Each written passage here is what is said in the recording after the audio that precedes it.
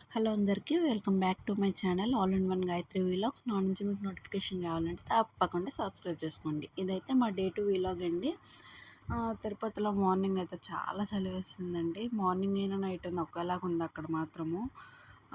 సరే అని చెప్పేసి మేమైతే కళ్యాణానికి రెడీ అయిపోయామండి. కళ్యాణం రెడీ అయిపోతే అక్కడ టికెట్ మీద పంచను ఒక జాకెట్ ముక్క అయితే ఇచ్చేశారు. కళ్యాణం అయితే చాలా బాగా జరిగిందండి. 2.5 hours పట్టింది. 11:30కి స్టార్ట్ అయితే మాకు 2 అయిందండి. తర్వాత దర్శనం కూడా దేవుడి దర్శనం కూడా చేసుకొని మేము అన్నం తినేసి బయటకు వచ్చేసరికి 4 అయ్యింది.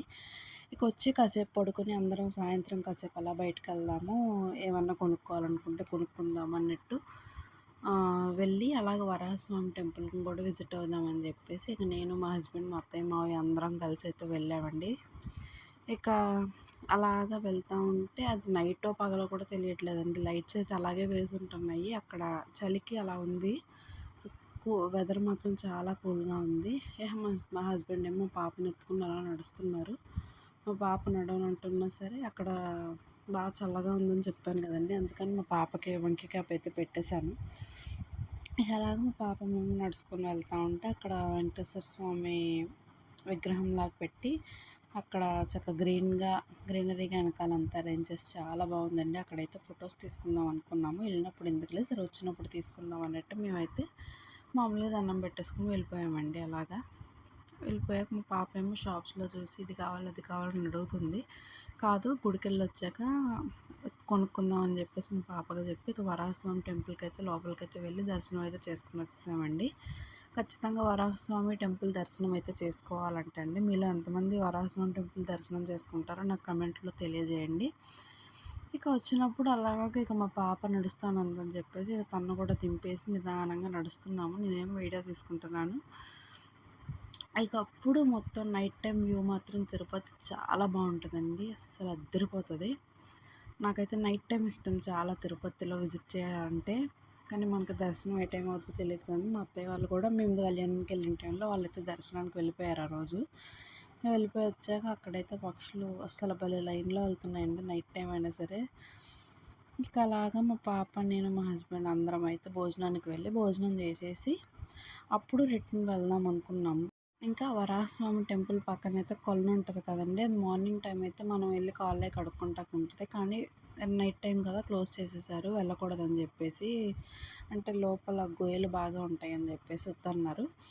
ఇక డోర్ అయితే వేసారు. నేనైతే అక్కడ శివలింగానికి అభిషేకంలో ఫౌంటైన్ మాత్రం చాలా బాగుందండి. అలా తీసుకొని వచ్చా, ఇంకా వీడియో తీసుకొని అయితే నేను బయటకు వచ్చాను. తర్వాత అయితే భోజనశాల దగ్గరికి వెళ్ళాము.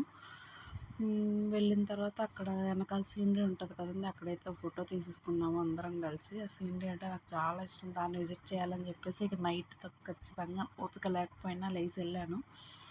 ఇక అక్కడైతే భోజనం పెట్టారండి. భోజనం అయితే మా పాపకి ఒక ఆకు వేపిచ్చేసి తన ఒళ్ళో కూర్చుంటే ఇబ్బంది అని చెప్పి కూర్చోడానికి వీలు కాదు కదా అక్కడ, అందుకని చెప్పి మా పాప కూడా కూర్చొని ఆకులో తింటానంటే తనకు కూడా ఒక ఆకు వేయించి చక్కగా పెట్టాము.